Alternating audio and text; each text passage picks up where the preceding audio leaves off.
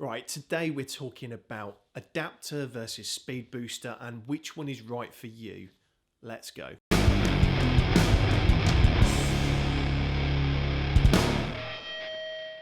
Now Viltrox make an adapter for EFM to EF and they do a speed booster for the same adapter. The reason why I need an adapter is because there's not many EFM lenses out there.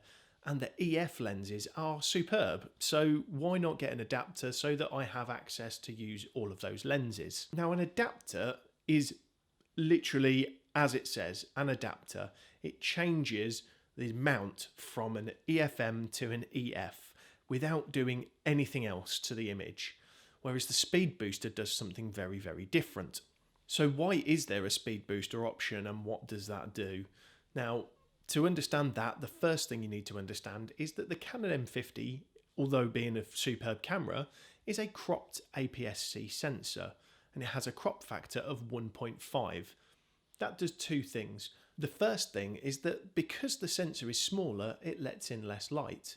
And the second thing is that it has a crop factor of 1.5 versus a full frame field of view. Let's take 50mm as an example for a field of view. The crop factor means that 50mm times 1.5, 75mm. So when you put a 50mm lens on a Canon M50, you're actually getting the field of view that you would see on a 75mm lens on a full frame camera. In some instances, that is perfect. When I go shooting wildlife, with a camera, not a gun obviously, I don't shoot wildlife with a gun. I want to be able to zoom in as far as I possibly can to capture as many details as I can. I use the just standard adapter, so that means that my 55 to 200 actually gets a full frame equivalent of around 80 to 300, so I can zoom in and get those detailed shots. The speed booster is there to try to reverse the effects of having a cropped sensor. The first thing is crop factor. Now, the speed booster has a crop factor of 0.71. What that means is the M50's cropped sensor takes a 50mm to a 75, and you times it by 0.71 and it takes it to around 53, 54mm. So you've almost got that full frame look with a cropped sensor. The second thing is the light.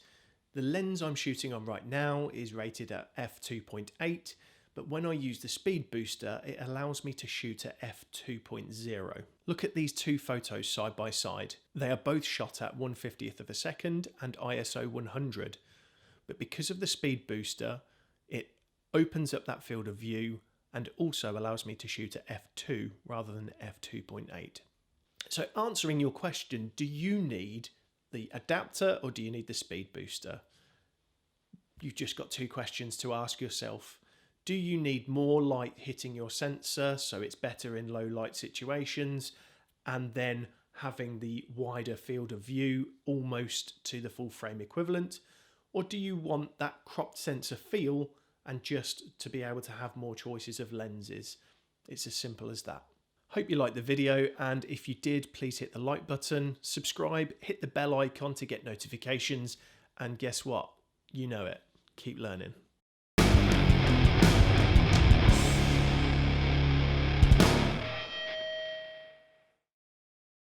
And I've just realised that I haven't even had the microphone plugged in all this time.